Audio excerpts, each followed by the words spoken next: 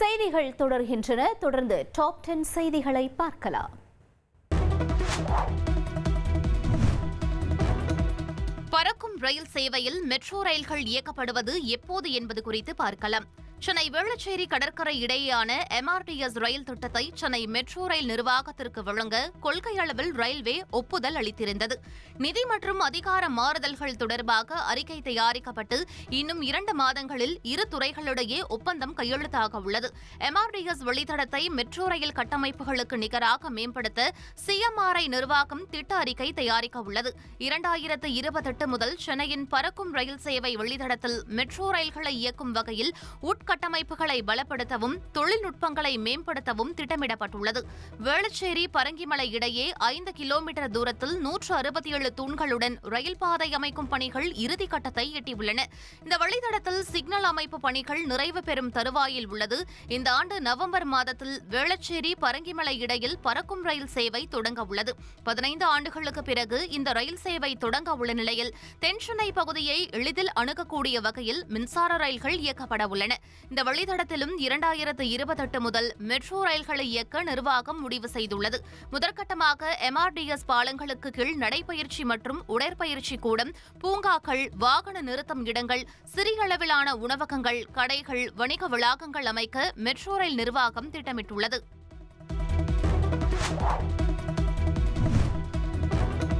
பெஹல்காம் பயங்கரவாத தாக்குதலுக்கு ராணுவ வலிமை மற்றும் உறுதியான தலைமை மூலம் நீதி வழங்கப்பட்டது என பாஜக தலைமையிலான தேசிய ஜனநாயக கூட்டணி எம்பிக்கள் கூட்டத்தில் தீர்மானம் நிறைவேற்றப்பட்டது. தேசிய ஜனநாயக கூட்டணியின் நாடாளுமன்ற உறுப்பினர்கள் குழு கூட்டம் டெல்லி நாடாளுமன்ற வளாகத்தில் நடைபெற்றது.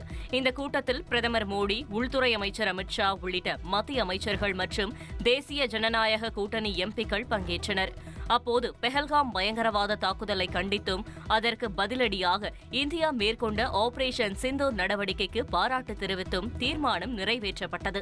சிந்தூர் மற்றும் மகாதேவ் நடவடிக்கைகளின் போது வீர தீர செயல்களை காட்டிய நமது ஆயுத படைகளின் துணிச்சல் நமது நாட்டை பாதுகாப்பதில் அவர்களின் அசைக்க முடியாத அர்ப்பணிப்பை எடுத்துக்காட்டுகிறது என தெரிவிக்கப்பட்டது.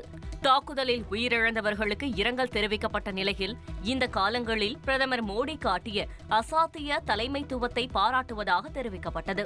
இந்தியா பயங்கரவாதத்தை மறக்காது, ஒருபோதும் மன்னிக்காது என்பதை மீண்டும் உறுதிப்படுத்தியதாகவும், குறிப்பாக இந்திய பெண்கள் சக்தியிடமிருந்து ஆபரேஷன் சிந்தூர் மகத்தான ஆதரவை பெற்றதாகவும் குறிப்பிடப்பட்டது. இவ்வாறு இந்தியாவின் தாய்மார்கள் மற்றும் மகள்களுக்கு நீதி வழங்கிய தீர்க்கமான பதிலடியாக ஆபரேஷன் சிந்தூர் என்று பொருத்தமாக பெயரிடப்பட்டது என்றும் தேசிய ஜனநாயக கூட்டணி எம்பிக்கள் கூட்டத்தில் பாராட்டப்பட்டது. சென்னை கொளத்தூர் தொகுதிக்கு உட்பட்ட இடங்களில் ரூபாய் 45.65 கோடி மதிப்பிலான திட்டங்களை முதலமைச்சர் ஸ்டாலின் தொடங்கி வைத்தார். சென்னை பெண்கள் மேல்நிலைப் பள்ளியில் 9.74 கோடி ரூபாய் செலவில் கட்டப்பட்டுள்ள கட்டடத்தை திறந்து வைத்த அவர் மாணவிகளிடம் கலந்துரையாடினார்.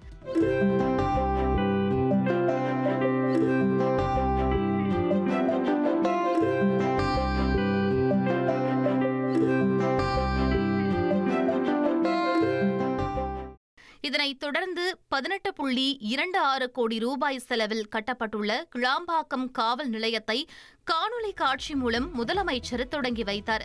சென்னை மாநகராட்சி சார்பில் 17.65 கோடி ரூபாய் மதிப்பிலான 14 புதிய திட்டப் பணிகளுக்கு அடிக்கல் நாட்டினார். பிறகு கொளத்தூர் சட்டமன்ற உறுப்பினர் அலுவலகம் அருகே ஓரணியில் தமிழ்நாடு உறுப்பினர் சேர்க்கையில் முதலமைச்சர் ஸ்டாலின் ஈடுபட்டார்.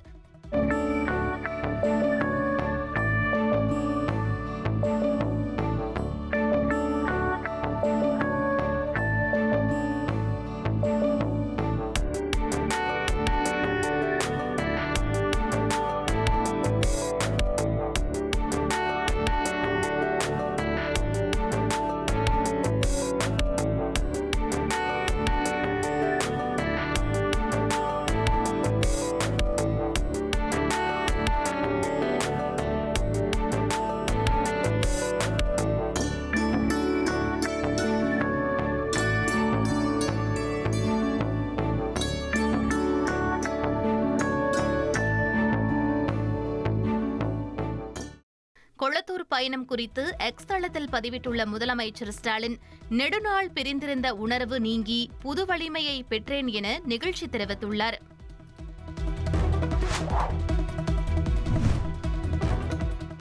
தமிழக வெற்றிக் கழகத்தின் 2வது மாநில மாநாடு நடைபெறும் தேதி மாற்றப்பட்டுள்ளது.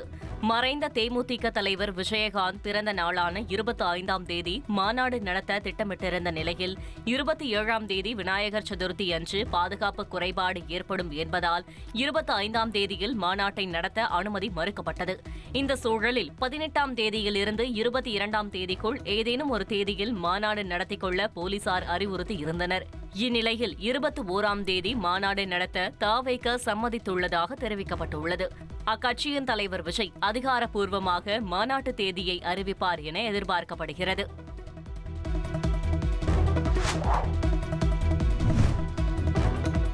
பாமக நிறுவனர் ராமதாஸ் வீட்டில் தொலைபேசி மற்றும் சிசிடிவியை ஹேக் செய்து விட்டதாக காவல் நிலையத்தில் புகார் அளிக்கப்பட்டுள்ள சம்பவம் பரபரப்பை ஏற்படுத்தியுள்ளது. பாமகவில் ராமதாசுக்கும் அன்புமணிக்கும் இடையே மோதல் போக்கு நாளுக்கு நாள் அதிகரித்து வரும் நிலையில் சில வாரங்களுக்கு முன்னர் தைலாபுரம் இல்லத்தில் ஒட்டு கேட்கும் கருவி கண்டுபிடிக்கப்பட்டதாக ராமதாஸ் விழுப்புரம் சைபர் கிரைம் மற்றும் கிள்ளியனூர் காவல் நிலையத்தில் புகார் அளித்திருந்தார்.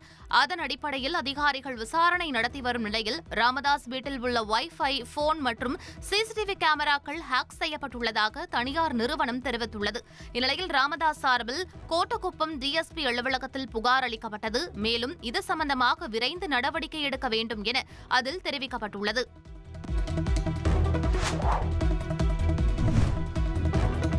தெலுங்கில் விஜய் தேவரகொண்டா நடித்துள்ள கிங்டம் திரைப்படம் ஈழத் தமிழர்களை மோசமாக சித்தரித்திருப்பதாக மதிமுக பொதுச் செயலாளர் வைகோ கண்டனம் தெரிவித்துள்ளார். இது தொடர்பாக அவர் வெளியிட்டுள்ள அறிக்கையில், வீரம் செறிந்த ஈழ விடுதலை போராட்டத்தை தவறாக சித்தரிக்கும் காட்சிகள் கிங்டம் படத்தில் இடம்பெற்றிருப்பது கண்டனத்திற்குரியது என குறிப்பிட்டுள்ளார். ஈழத்தமிழ் வரலாற்றை சிதைக்கும் முயற்சி என குற்றம் சாட்டியுள்ள வைகோ, தமிழ்நாட்டில் கிங்டம் படத்திற்கு தடை விதிக்க வேண்டுமென வலியுறுத்தியுள்ளார்.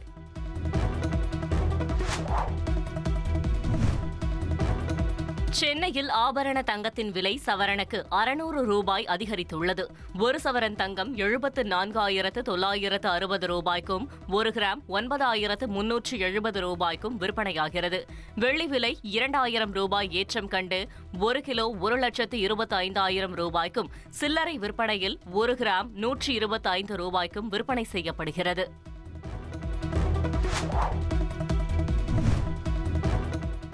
இந்தியாவின் முன்னணி தொழிலதிபர் அனில் அம்பானி டெல்லியில் உள்ள அமலாக்கத்துறை தலைமை அலுவலகத்தில் ஆஜரானார். 17,000 கோடி கடன் மோசடி வழக்கு தொடர்பாக அனில் அம்பானியிடம் விசாரிக்கப்படுகிறது. அனில் அம்பானி குழும நிறுவனங்கள் பல ஆயிரம் கோடி வங்கிக் கடன் மோசடியில் ஈடுபட்டதாக அமலாக்கத்துறை வழக்கு பதிவு செய்துள்ளது. இது தொடர்பாக அனில் அம்பானியின் 50 நிறுவனங்களுக்கு சொந்தமான 35க்கும் மேற்பட்ட இடங்களில் அமலாக்கத்துறை அண்மையில் சோதனை நடத்தியிருந்தது.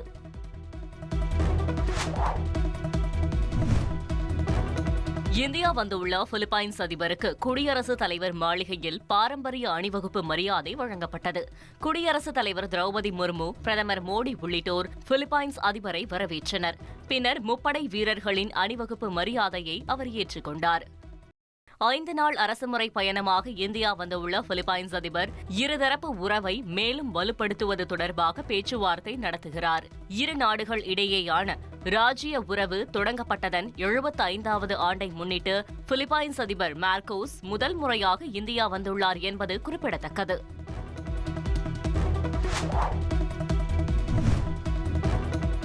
காசாவில் போர் துவங்கியது முதல் இதுவரை இஸ்ரேல் படைகளால் கொல்லப்பட்டவர்கள் எண்ணிக்கை 60,933ஆக அதிகரித்துள்ளது. மேலும் 1,50,027 பேர் இதுவரை படுகாயமடைந்துள்ளனர். கடந்த 24 மணி நேரத்தில் மட்டும் 94 பாலஸ்தீனியர்கள் கொல்லப்பட்டுள்ளனர். மேலும் 439 பேர் படுகாயமடைந்துள்ளனர்.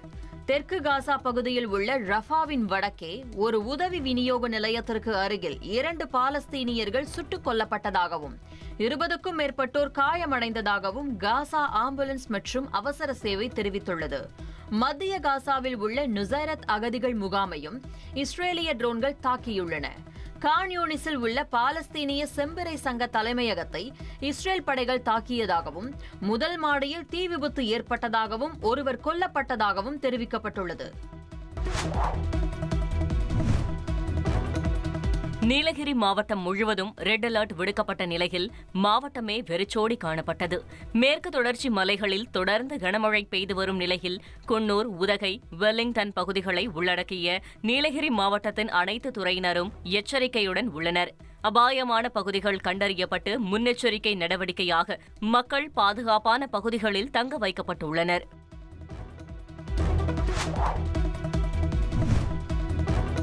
புதுக்கோட்டை அருகே வீட்டின் பூட்டை உடைத்து 89 சவரன் தங்க நகையை மர்ம நபர்கள் கொள்ளையடித்த சம்பவம் பரபரப்பை ஏற்படுத்தியுள்ளது. அன்னச்சத்திரம் பகுதியில் வசித்து வந்த கார்த்திகா அவரது வீட்டை பூட்டிவிட்டு பெங்களூரு சென்றுள்ளார். இதனை அறிந்த கொள்ளையர்கள் வீட்டின் பூட்டை உடைத்து பீரோவில் இருந்த 89 சவரன் தங்க நகையை திருடி சென்றுள்ளனர். இதுகுறித்த புகாரின் அடிப்படையில் கைரேகை நிபுணர்கள் மற்றும் மோப்பநாய் உதவியுடன் காவல்துறையினர் விசாரணையை தீவிரப்படுத்தியுள்ளனர்.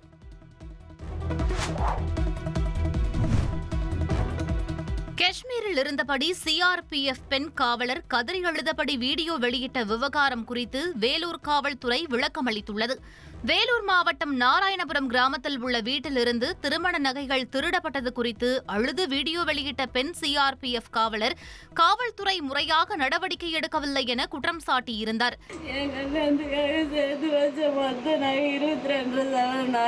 பட்டு போடவே காசு 50,000 எடுத்துட்டு போயிட்டாங்க.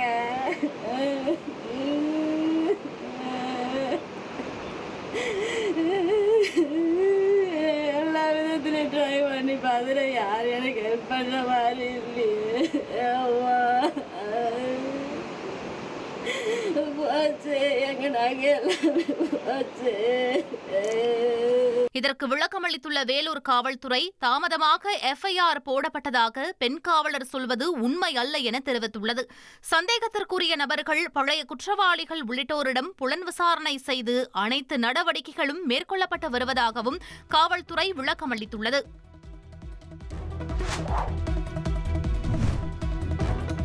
காஷ்மீரில் சிறப்பு அந்தஸ்து ரத்தாகி 6 ஆண்டுகள் நிறைவடைந்துள்ளது. இதையொட்டி தலைநகர் ஸ்ரீநகரில் பாதுகாப்பு அதிகரிக்கப்பட்டுள்ளது. நகரின் முக்கியமான இடங்களில் துப்பாக்கி ஏந்திய பாதுகாப்பு படை வீரர்கள் தீவிர கண்காணிப்பில் ஈடுபட்டனர். பல்வேறு கட்டுப்பாடுகள் விதிக்கப்பட்டிருப்பதால் கடைகள் மூடப்பட்டன. மக்கள் நடமாட்டமின்றி பெரும்பாலான சாலைகள் வெறிச்சோடி காட்சியளித்தன. இதனிடையே காஷ்மீருக்கு மாநில அந்தஸ்து கிடைக்க வாய்ப்புள்ளதாக தகவல் பரவுகின்றன.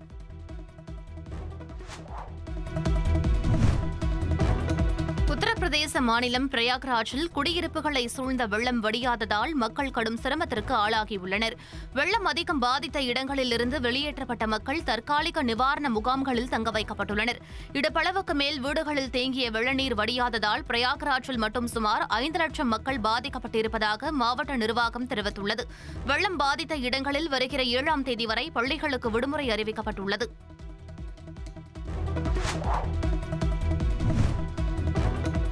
இன மோதல் வன்முறையால் பாதிக்கப்பட்டுள்ள மணிப்பூரில் வேளாண் தொழில் முடங்கியுள்ளது. 2 மாதங்களுக்கு மேலாக நிலவும் கடும் கட்டுப்பாடு காரணமாக விவசாய பணிகள் பாதிக்கப்பட்டுள்ளன. கொந்தளிப்பான சூழலால் விவசாய நிலங்களுக்கு பயிரிட செல்ல பயமாக இருப்பதாக விவசாயிகள் வேதனை தெரிவித்துள்ளனர்.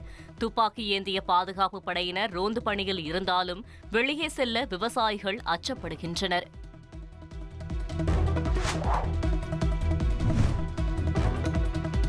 உத்தரப்பிரதேச மாநிலத்தில் தொடர் கனமழையால் கங்கை, யமுனை போன்ற முக்கிய நதிகளில் வெள்ளம் அபாய அளவை தாண்டி சீறி பாய்கின்றன. வாரணாசியில் உள்ள படித்துறைகள் அனைத்தும் வெள்ளத்தில் மூழ்கின. நமோகாட், ராஜ்காட் பகுதியில் உள்ள சிறிய கோவில்கள், வீடுகள் நீரில் மூழ்கின. முன்னெச்சரிக்கை நடவடிக்கையாக ஆறுகளில் படகு போக்குவரத்து நிறுத்தப்பட்டுள்ளது. கனமழை வெள்ள பாதிப்புகளால் வாரணாசி மக்களின் இயல்பு வாழ்க்கை கடுமையாக பாதிக்கப்பட்டுள்ளது.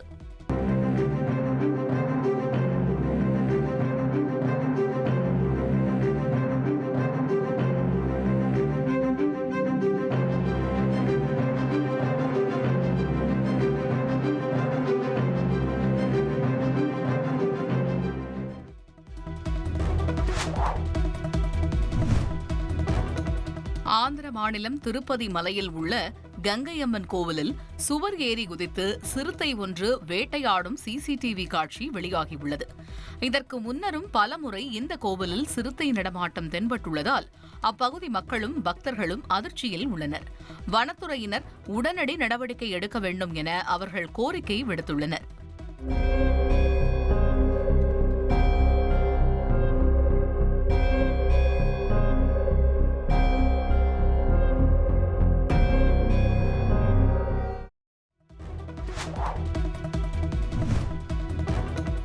ஜப்பானின் டோக்கியோவிற்கு அருகிலுள்ள யோகோகாமாவில் பட்டாசு திருவிழாவின் போது பட்டாசுகளை வைத்திருந்த படகு தீப்பிடித்து எரிந்த சம்பவம் பரபரப்பை ஏற்படுத்தியுள்ளது. பட்டாசு வெடிக்க பயன்படுத்தப்பட்ட படகுகளில் ஒன்று தீப்பிடித்து எரிந்ததாகவும் அதில் இருந்த 5 தொழிலாளர்கள் கடலில் குதித்த நிலையில் அவர்கள் மீட்கப்பட்டதாகவும் கடலோர காவல்படை தெரிவித்துள்ளது. ஒருவர் லேசான காயங்களுடன் மருத்துவமனையில் அனுமதிக்கப்பட்டுள்ளார். தீ மற்றொரு படகுக்கும் பரவியது. ஆனால் அதில் ஆட்கள் இல்லாததால் பெரும் அசம்பாவிதம் தவிர்க்கப்பட்டது. 25 நிமிட இடைவெளியில் 20,000 வான வேடிக்கைகள் வெடிக்க திட்டமிடப்பட்ட நிலையில் பட்டாசு வெடிக்கும் அமைப்பில் ஏற்பட்ட கோளாறு காரணமாக தீ விபத்து ஏற்பட்டதாக தெரிவிக்கப்பட்டுள்ளது. விபத்து நிகழ்ந்த அதிர்ச்சிகர காட்சிகளை பார்க்கலாம்.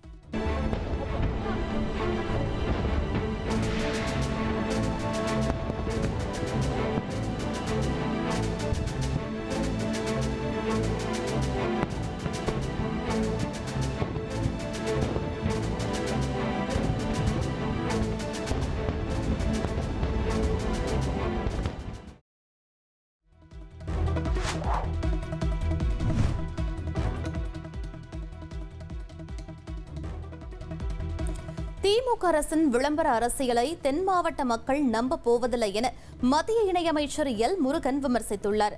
தமிழக அரசு மத்திய அரசின் திட்டங்களுக்கு தங்கள் பெயரில் ஸ்டிக்கர் மட்டுமே ஒட்டிக் கொண்டிருப்பதாக குற்றம் சாட்டிய அவர் முதலீடுகளை ஈர்ப்பதாக கூறி முதலமைச்சர் ஸ்டாலின் மேற்கொண்ட வெளிநாட்டு பயணங்களாலும் தமிழகத்தில் கடந்த 4 ஆண்டுகளில் நடத்தப்பட்ட முதலீட்டாளர்கள் மாநாடுகளாலும் எந்த பயனும் இல்லை என விமர்சித்தார்.